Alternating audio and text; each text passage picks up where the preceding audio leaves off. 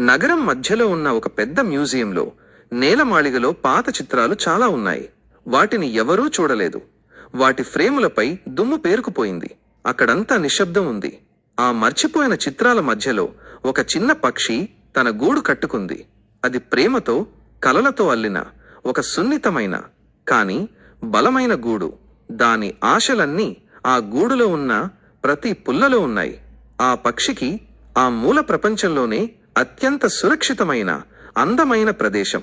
రోజు ఆ గూడును అందంగా అలంకరించుకునేది. దానికి ఏమీ జరగదని నమ్మేది. కాని ఒకరోజు అడుగుల చప్పుడు, భారీ పెట్టెల శబ్దాలు ఆ నిశ్శబ్దాన్ని భగ్నం చేశాయి.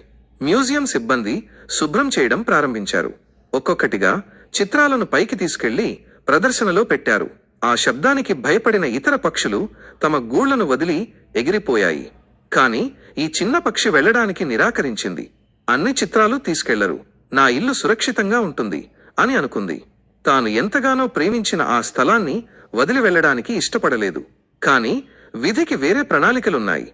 ఒకరోజు కార్మికులు ఆ మూలకు చేరుకున్నారు. వారు ఆ పక్షిగూడు ఉన్న చిత్రాన్ని తీసుకెళ్లారు. అది నిస్సహాయంగా రెక్కలు కొట్టుకుంది. కాని ఏమీ చేయలేకపోయింది. బాధగా తన గూడును వదిలి వెళ్లిపోయింది. రోజుల తరబడి అది నగరపు ఆకాశంలో తిరుగుతూ ఆకలితో దారి తప్పింది.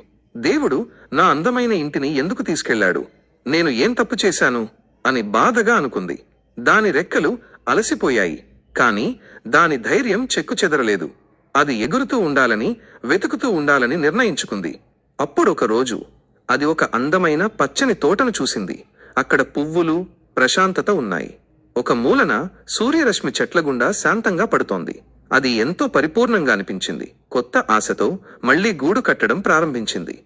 ఈసారి అది ముందు కన్నా పెద్దదిగా, బలంగా, ఇంకా అందంగా ఉంది. తన కొత్త ఇంట్లో కూర్చున్నప్పుడు అది ఒక విషయాన్ని గ్రహించి ఆశ్చర్యపోయింది. నా పాత గూడు పోయి ఉండకపోతే నేను ఈ స్వర్గాన్ని ఎప్పటికీ కనుగొనేదాన్ని కాదు.